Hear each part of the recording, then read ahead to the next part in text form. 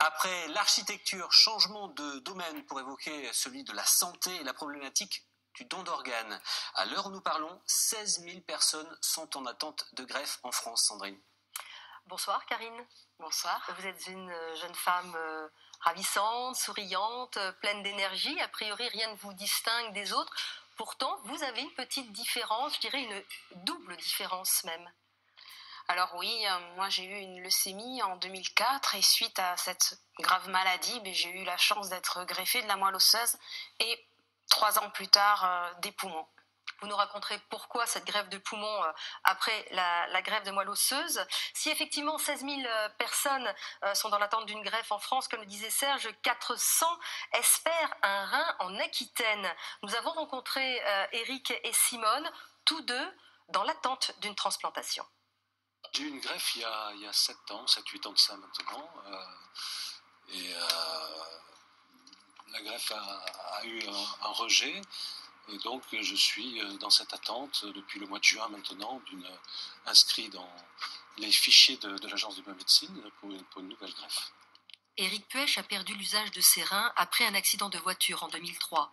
Il est de nouveau dans l'attente d'un greffon. Le sien ne fonctionne plus. Ça fonctionnait quand même pendant 7 ans à peu près bien. Et puis des fois, il y a des phénomènes de rejet. En ce qui me concerne, il y a eu ce qu'on appelle un rejet humoral, c'est-à-dire un rejet intracellulaire. Et donc le greffon s'autodétruit tout seul. C'est très complexe, la greffe. D'autant plus complexe que les donneurs sont rares, trop rares. Pour l'heure, en France, ce sont essentiellement des morts encéphaliques qui permettent de prélever un cœur, un poumon, un foie ou un rein. Simone souffre d'insuffisance rénale et vit sous dialyse. Inscrite depuis 8 mois sur une liste d'attente, elle se prépare à recevoir un greffon. À minuit hier soir, quand la petite infirmière m'a parlé de ça, évidemment, je ne m'y attendais pas du tout parce que c'est quand même récent. Je ne suis inscrite que depuis le mois de juin. La greffe dont va bénéficier Simone est le résultat du décès d'une personne quelques heures auparavant. La course contre la montre qui s'engage alors peut être simplifiée si le défunt a fait part de ses volontés. On est toujours sur une brutalité de l'annonce de l'accident, du décès, et derrière, quand on est sur une démarche de prélèvement d'organes, on court vraiment après le temps. On est vraiment sur une démarche où il nous faut une réponse qui va être rapide. Et si la personne ne s'est pas positionnée de son vivant, c'est un dilemme pour ses familles, pour ses proches, parce qu'ils vont devoir prendre une décision à la place d'une personne qui est décédée. Ils n'en ont jamais parlé. Simone part au bloc recevoir ce rein qui va lui offrir une nouvelle vie. J'ai deux sensations contradictoires parce que je suis un peu oppressée. Bon, parce que c'est pas quand même une opération bénigne, et de l'autre côté, j'ai un sentiment de sérénité et de soulagement pour l'après. Je ne pense qu'à ça, l'après, parce que je vais pouvoir peut-être redevenir comme j'étais, avec l'énergie que j'avais, refaire les mêmes choses, ne plus avoir cet handicap, cette atteinte à la liberté surtout. L'équipe médicale se prépare à intervenir. Le greffon est apporté au professeur Ben Sadoun. Plusieurs vérifications et petites interventions sont nécessaires avant l'opération. Il y a 2 artères qui sont sur un seul patch et une veine rénale pas très longue. Ok. Bien, on peut y aller ? Donc maintenant, on dégage l'artère et la veine iliaque sur laquelle on va coudre, suturer les vaisseaux du greffon.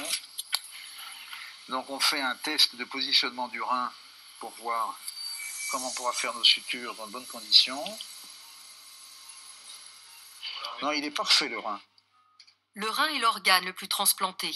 Le manque de donneurs amène l'Agence de biomédecine, régulatrice des transplantations, à promouvoir le don du vivant, encore trop peu pratiqué. Déclampage veine, déclampage artère, c'est parti.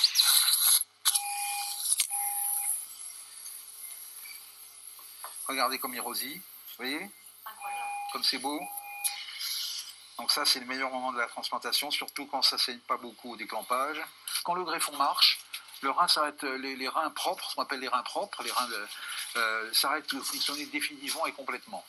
Hein, c'est comme si le greffon les avait informés qu'il était là et qu'il prenait le relais. Ils puissent prendre leur chemin naturel.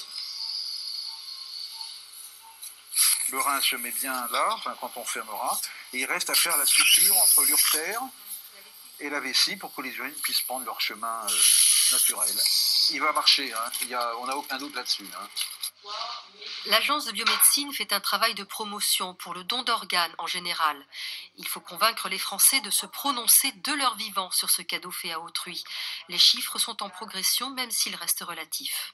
On a dépassé 5300 greffes en 2014. Je ne dirais pas le chiffre exact puisqu'ils ne sont pas encore complètement vérifiés et consolidés. Donc c'est un bel objectif.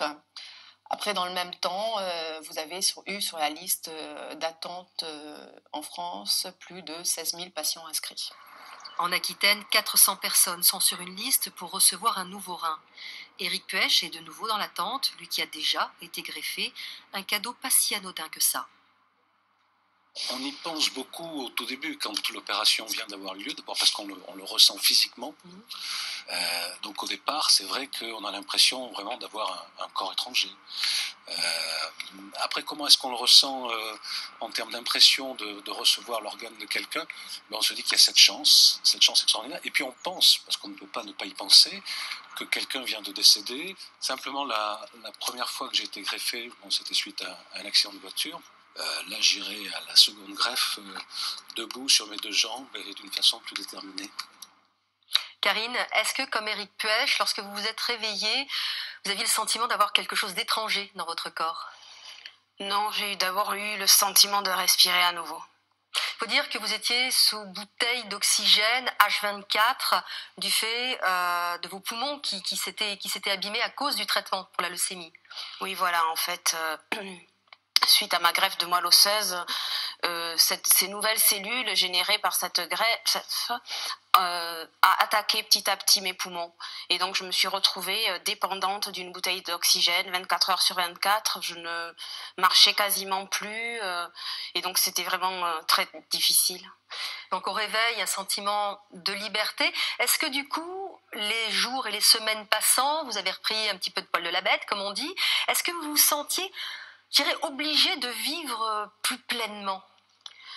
Oui, vraiment, après ce don merveilleux, finalement, on est reconnaissant de ce geste. Et donc, voilà, il faut vivre à fond. Vous étiez une adolescente très sportive, vous avez fait de la natation synchronisée, etc. C'est aussi pour ça que vous êtes remise au sport aussi facilement et que du coup vous êtes même allée jusqu'aux Jeux nationaux des transplantés? Oui, je pense qu'il y a quand même un fond parce que je suis sportive, mais après c'est aussi une façon de faire marcher, de faire fonctionner ses poumons, et c'est préconisé après une greffe. Et puis après, on commence petit à petit et puis tout s'enchaîne en fait. Il y a une jolie histoire, lorsque vous étiez en convalescence, vous avez rencontré quelqu'un de Lyon et là, tous les deux, vous renaissiez, entre guillemets, vous vous êtes dit, quand ça ira mieux, on se retrouvera pour les Jeux. Oui, voilà, en fait, on avait vraiment lié amitié, mais par les réseaux sociaux. Et on s'était dit, mais si un jour on est greffé, si un jour on va mieux, on participera aux Jeux nationaux. Et c'est ce qui s'est passé en 2010 au Sables d'Olonne. Alors, l'Hexagone ne vous suffisant plus pour courir et pour nager, vous avez décidé aussi de tenter les Jeux mondiaux des transplantés. C'était à Durban, en Afrique du Sud. Qu'est-ce que vous avez réussi à faire? Parce que là, je crois que vous avez fait une... Alors oui, j'ai participé en 2013 donc à ces Jeux mondiaux qui ont lieu tous les 2 ans. Et j'ai eu une médaille de bronze aux 5 km de course à pied et 2 médailles d'argent en natation. C'est plutôt pas mal, non, pour un début? Oui, c'était merveilleux. Et là, ça ne vous suffit pas, vous repartez, cette fois-ci c'est en Argentine, en 2015, cet été? Oui, alors je vais effectivement essayer de partir cet été pour de nouveaux jeux et de nouvelles aventures. On vous souhaite vraiment bonne chance, on espère que vous allez nous rapporter plein de médailles, vous viendrez nous en parler. Merci Karine. Merci beaucoup.